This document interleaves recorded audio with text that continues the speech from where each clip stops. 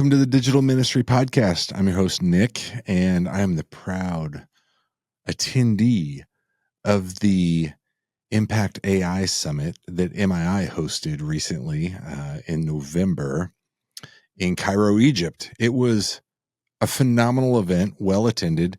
If you've listened to past episodes, you've heard us talk about it here. And we have finished processing all of the audio, all of the video.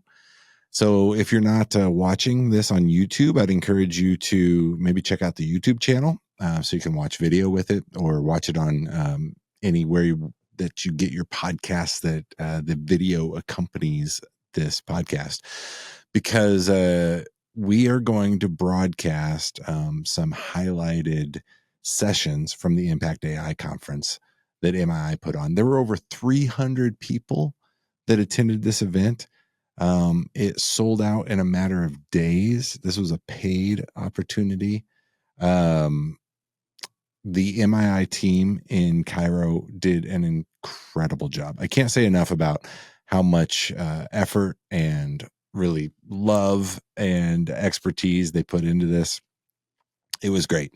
The session that I'm going to share with you today is myself, but really not because I want to promote my own session, but it was the opener. And so we're going to publish several of these for those that couldn't attend. And it's only right to start with the opener. So I hope that you enjoy this recent presentation from the Impact AI Summit.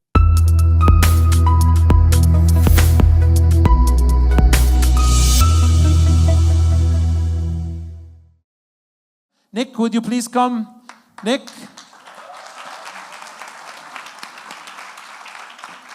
Nick is an amazing guy. He is our Chief Marketing Officer of MII. He's an entrepreneur. He's a creative, crazy person. That we love him so much, so dearly. We treasure him so much. He's extremely brilliant and gifted, but also extremely humble and extremely loving and inclusive. This thing wouldn't have ever happened except if it was for him. So thank you, Nick, so much. Bless you. Bless you. Thank you. Asut. Who's from Asut? You stole my joke, because I was going to say, and people from Texas, but Asut, it's the same joke. It's cross-cultural. This is a cross-cultural event. Wonderful beginning to this. Thank you, Raed. And there's too many people to list. Everybody on this MII team, thank you for putting this together. And we are happy that you're here. We're thrilled about what we're going to learn together over the next couple of days. And if at any point, Samer, if at any point I'm speaking too quickly or anything, just give me the sign. I have a story to tell. It was about 10 years ago. I was at Facebook. At the time, I was working in digital ministry, and I was working with these teams of Christians at Facebook to develop ad campaigns. We were reaching people with the gospel through Facebook and through Google and through all kinds of social media channels all around the world. Large scale. And we actually had a prayer meeting. I don't know if you know the name Sheryl Sandberg, but she's Facebook's COO. We were praying about maybe about 10 meters from her desk in a conference room. And I thought, wow, Lord, this is amazing what you're doing here. And we left that meeting and went around the corner, and there were all of these people that came out of the room, and I noticed they were in the prayer meeting earlier. And so I asked my host, what's going on in there? Like, what's that meeting about? They said, for the last 6 months, that team has been working on AI morality. This is 10 years ago. They said, we realized that the whole team is full of Hindus and full of animists and full of people that are not Bible believers. All of these backgrounds. Walking through the Facebook office is a little bit like this room. It's people from all nations, but most of these developers don't come from a biblical background.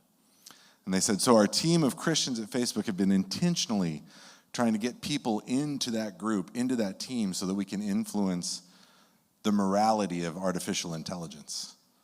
10 years ago.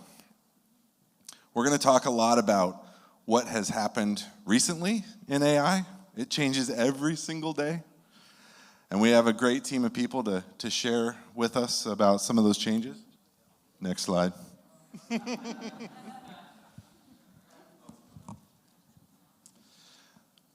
But here's what I want us to think about with that story.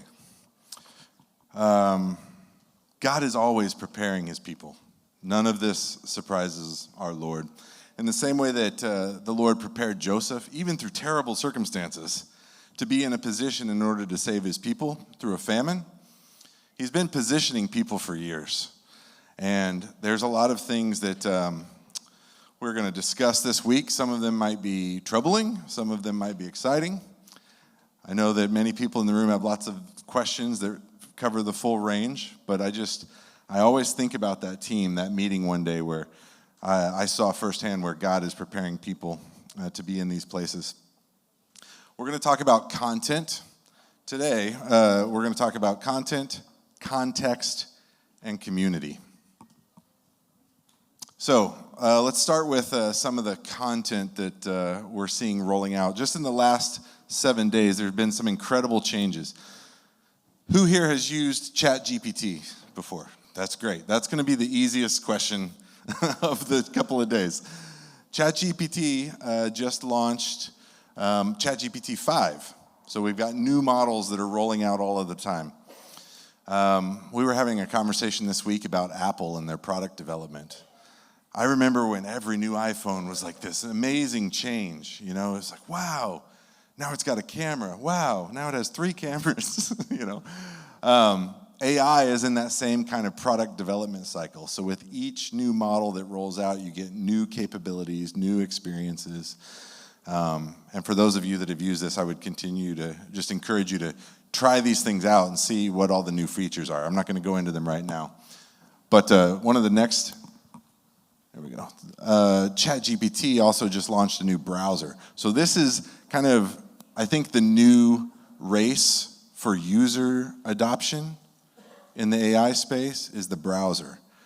So AI began as code. You know, you had to, 10 years ago, like I said before, we had to access it through, terminal interfaces. I had to write code to do this. We wrote some, at the team I was on at the time, we started writing some machine learning languages. Oh, and then we got to use natural language processing. These are all of the precursors for these GPTs that we're using today, and now they're all moving into the browser. So AI is integrating deeply with the browsers that you and your teams are using every single day, including Microsoft Edge, which is powered by Copilot. The interesting thing about this is that it is now agents in a browser. So you need to book a hotel, just type it into your browser and the agent will go out and book that hotel for you. We were talking about agents just a couple of months ago, and was anybody here? I know some of you were here in Malta. Some of you that were here today were in Malta. Yeah. So I did a demonstration at that Malta conference. We built an agent that went out to our Facebook inbox, and it automatically answered and sorted all of our Facebook messages based on quality and all this stuff. Now you can do it in the browser. So this is moving quickly. Thailand is one of the first in Asia to get the Sora app. So this is interesting. And again, these are all in just the last few days. Has any of the Sora app is amazing. I'm sure we're going to see some of these demonstrations here in the next couple days, but you can create video from a text prompt for really anything. And what was really bad performance early on has become very, very, very good. So content creation is completely changing through these AI tools. Now it's integrated in the browser. We have new models that are making it more powerful. This is all of the content that we're dealing with every single day. And I think one of the things that's important to think about is how quickly the ground is shifting below us. We're familiar with the Bible where, Jesus, it's a spiritual analogy. Build the house on the rock, not on the sand. It's a firm foundation. We saw some firm foundations yesterday. Let me get this. There it goes. Familiar image. You can't open up a conference in Egypt without showing a picture of the pyramids. I love this place. Every time I go, I learn something new. And yesterday we spent a lot of time talking about like the solid bedrock that's beneath the pyramids, because something that's moving just as fast as AI, at least in the US, are conspiracy theories. There's a new popular theory in the US that the pyramids are built on pillars and there's secret chambers underneath the ground in the pyramids. And our tour guide was adamant that all of this is false. But it made me think about such heavy weight supported on such a solid foundation. The foundation is important in an environment filled with shifting sand. The firm foundation is what allows the pyramids to stand throughout time, 4,000 years or more, in an environment that's constantly shifting around it. Shifting so much that we're discovering new things all the time. As the sand moves, you dig a hole in a different place and you find something new. It's amazing. I love this country and I love visiting this place because every time I go, they've found something new, so I learn something new every time. But the firm foundation is solid, and that's what allows this great weight to be carried. The same is true for us.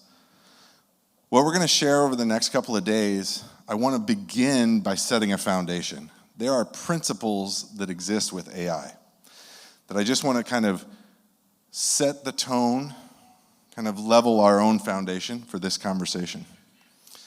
All of these models require training data. Somebody built these. The room at Facebook was full of people that were building the foundational models for these tools. They've been trained by something. It's magical what we can do with some of these tools, but let's not forget it's artificial. It's artificial. It's been created. Created things always have the fingerprints of their maker. The fingerprints of the makers of these tools are all over these tools. We see it in good ways. We also see it in some bad ways. And the thing that I've been thinking about recently is man's tendency to make things, but then also to make them into idols. A big conversation that's happening right now, and I can't wait for Danny to share with us later about the theology of AI. But there's a valid question right now.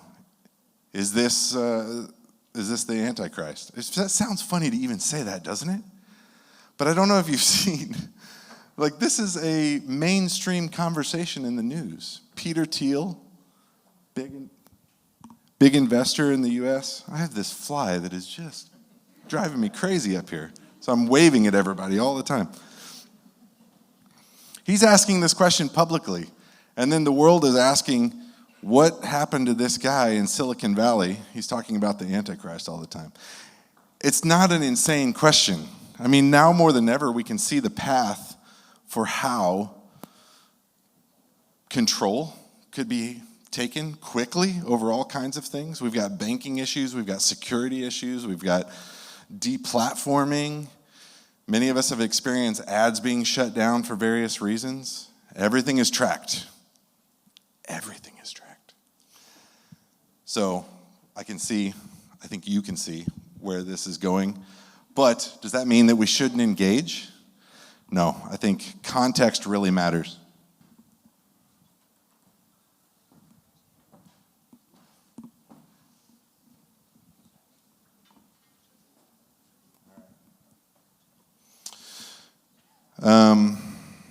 Fadi, can you go back one for me?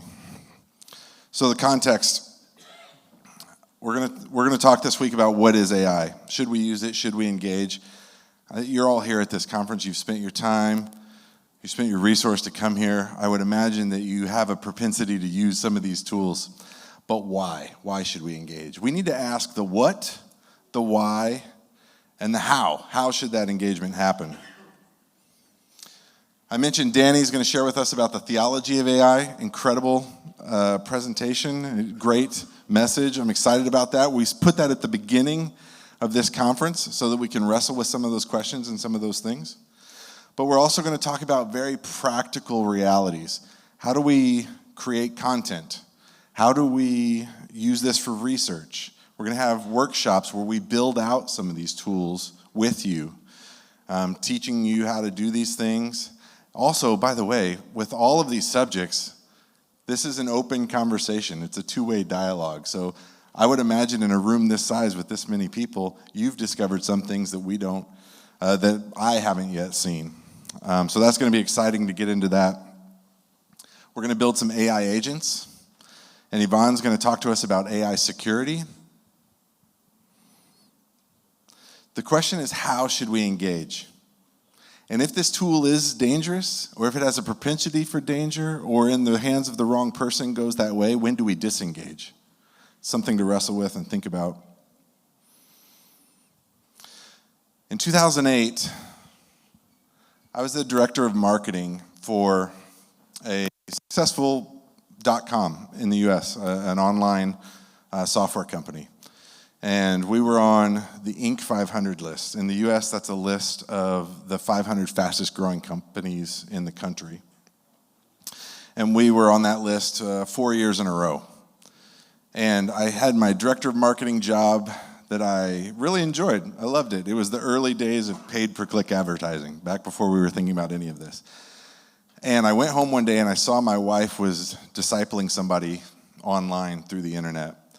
I walked into my CEO's office shortly after. It was a couple of weeks. We prayed about it, wrestled with this. I quit my job, and we went to Silicon Valley to work with global media outreach.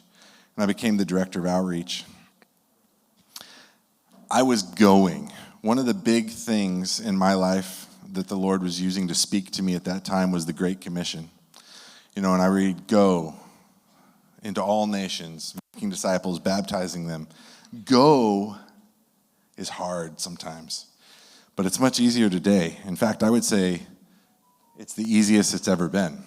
Missionaries used to leave places like England, pack their coffins in the boat, and travel over the ocean to go share the gospel, knowing that there was a pretty good chance that they might not come back. We live in a different world today. Look at all of the people from all over these different nations. It's easy to go physically. It's even easier to go digitally. So if go is no longer the constraint, are there constraints? I think there are. Go and make disciples, baptizing them. The disciple making is the constraint. So we can leverage these tools to go. We can leverage these tools to create. We can leverage these tools to make video, to make advertising, to manage our advertising. Maybe even manage the conversation. We're going to talk a lot about this. Making disciples is the focus of the Great Commission today in my mind. I no longer think about the go. I think about the disciple making. Discipleship happens in the context of relationship. People walk with one another, share with one another. Let us not give up the habit of meeting together. People connect with people, and when they do, disciples are made. The language of discipleship is long. I grew up on a farm. I'm familiar with planting, and then we do some cultivation. Nobody does cultivating anymore. They spray everything, so you don't have to cultivate.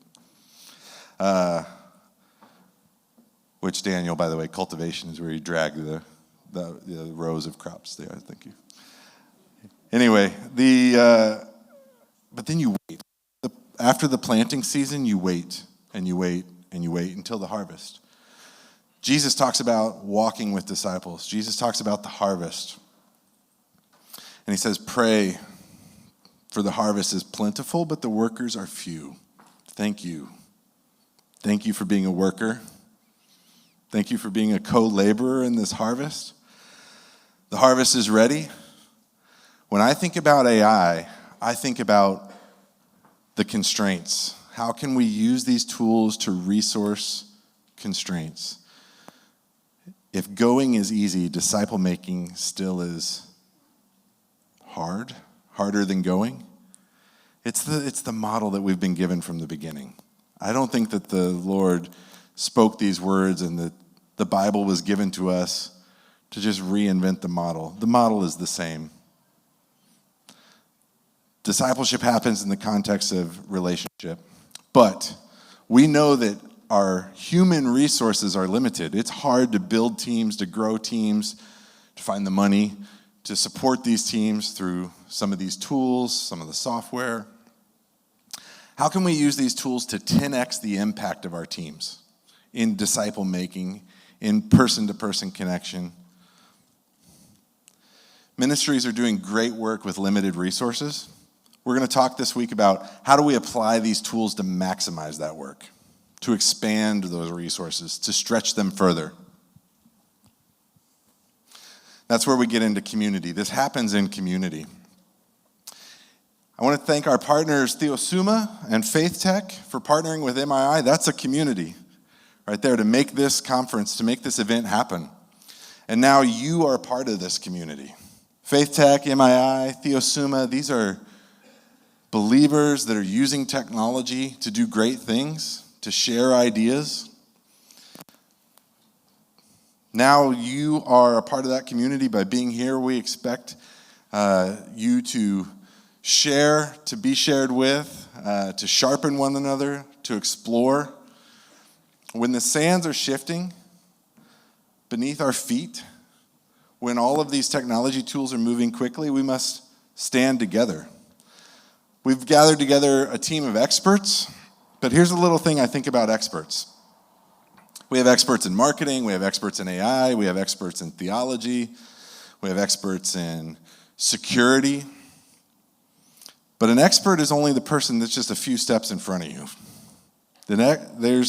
So in a sense, there's really no such thing as an expert, because there's always somebody smarter. I tell my kids this all the time. I've got a bunch of kids. And they're like asking me, they ask all kinds of great, wonderful questions. I wasn't going to share, this just came to mind. I'm going to share this because I think it perfectly illustrates what I'm trying to say. You all show up here to listen to me speak. My kids think that's crazy. They're like, why would anybody listen to you, Dad? I don't know. My son recently visited the college where my wife and I met, where we went to school. He went to a data science camp over the summer, like an academic summer camp, and his professor boggled his mind. He was so impressed, and he came home, and all he could talk about was like, Dad, I've never met anybody who's so brilliant, so intelligent, so intentional about their relationships, and is also a Christian. And I'm like, what? My wife and I looked at each other. I was like, I think that's a lot of people in our lives, but, the kids, they don't respect it.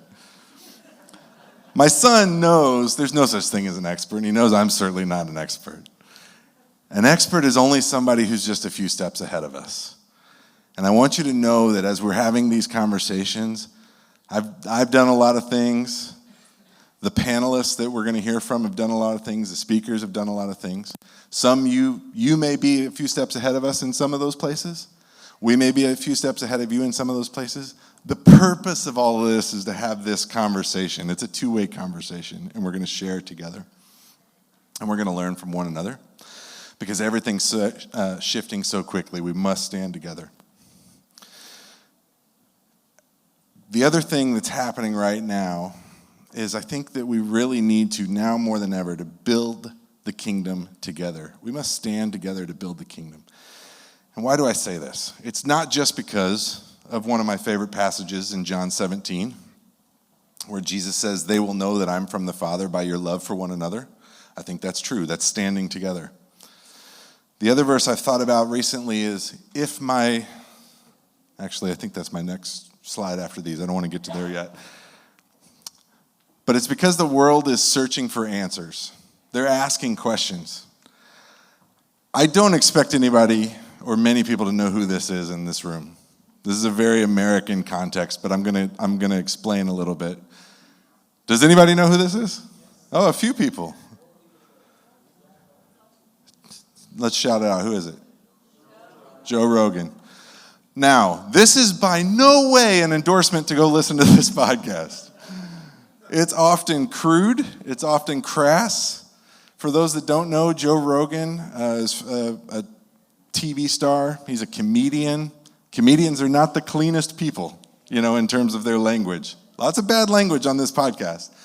I don't listen to it regularly until about the last year.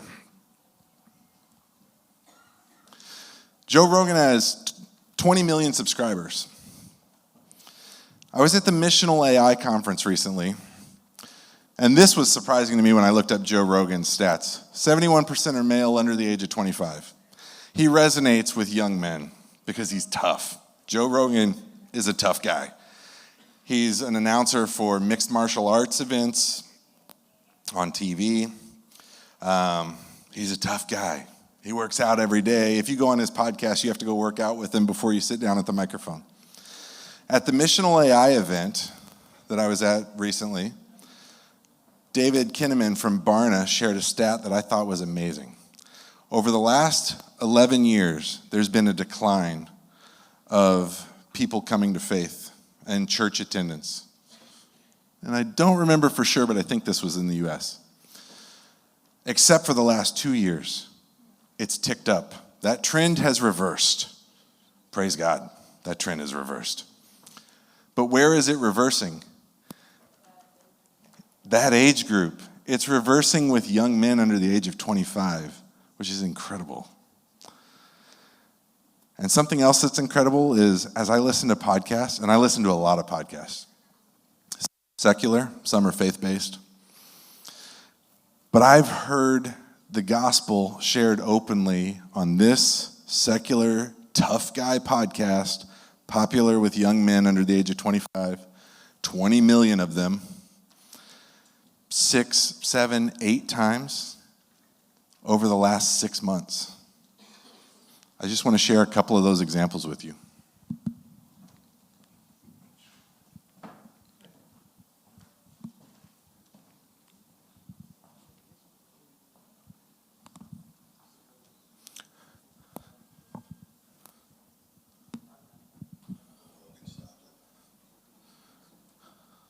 We'll get some sound going here.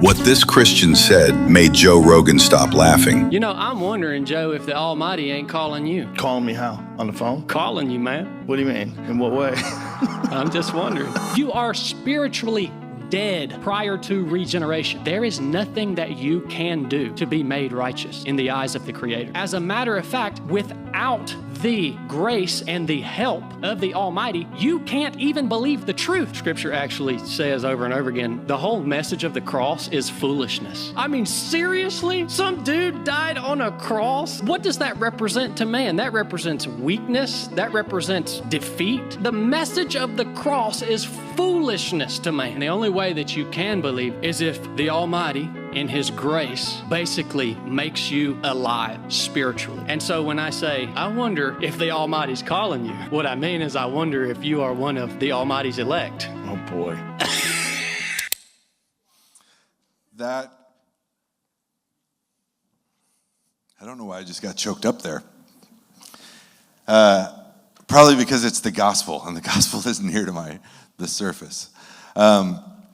And that man goes on to tell Joe, he's like, I prayed for you. I prayed for you all night long before I came on this podcast.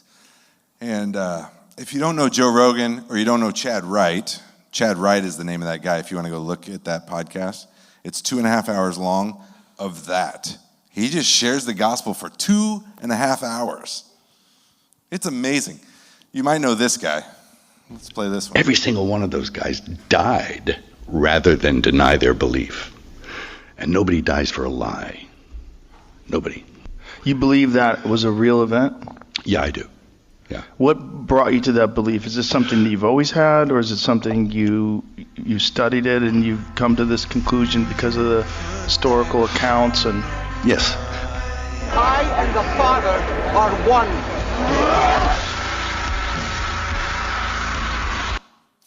Over and over and over again. I mean, I can't tell you how many times I flipped through these podcasts. I had a 4-hour drive the other day.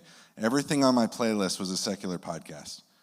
It was CEO Diaries, or Diary of a CEO, the British, Philip, what's that guy's name?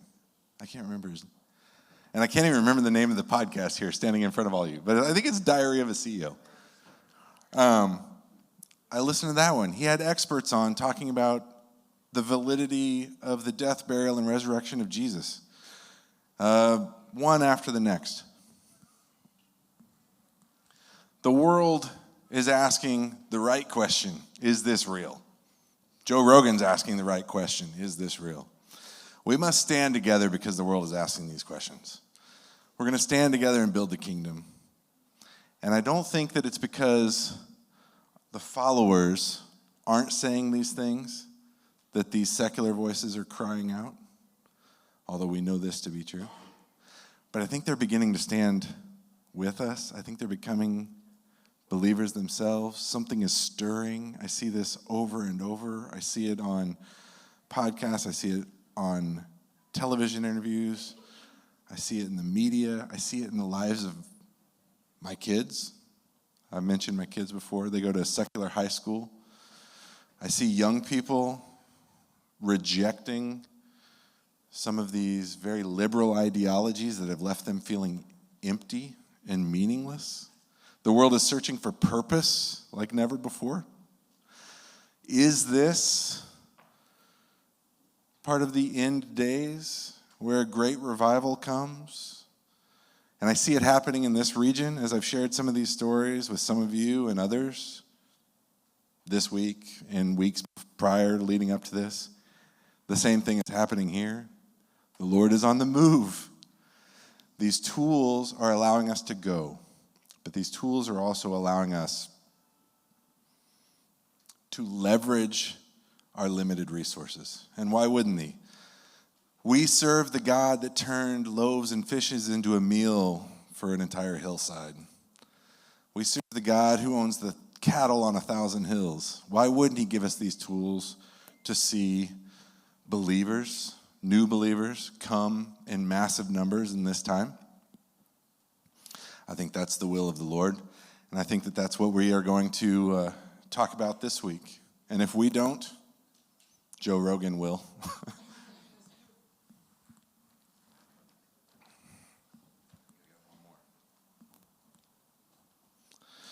Here's a tip to all my fellow speakers this week. You have to stand over here to get the slides to advance. We're going to work on that. So we talked about content, creating content, the content that's been built into these tools, the fingerprints of the makers. Some of those motives are good. Some of them are bad. Even a good tool in the hands of a bad person can be used for evil. Let's be wise about the content that exists. Let's be wise about the context, the place and the time that we find ourselves in, how these tools are tracking some of our information. We'll get into that. The theological basis for using some of these tools. And then we've talked a little bit about the community, us together here in this place, but also the community of believers around the world. We're going to stand together. God will stay on his throne despite our ideas and thoughts about these. Are they good tools? Are they bad tools? Are they used for good? Are they used for bad? Doesn't change what we need to do today. We need to figure out how do we share the gospel with more people who are asking the questions about purpose and meaning. How do we see the kingdom built? How do we maximize the resources that we have in our hands and the time of the people that are on our teams? We're privileged to partner with each of those people. We're privileged to partner with you, and we're happy that you're here. Today, we wanted to set some foundations, which we'll continue to do, and prepare ourselves for the excellent conversations that we're going to have over the next couple of days. Thank you very much for being here and sharing your time with us.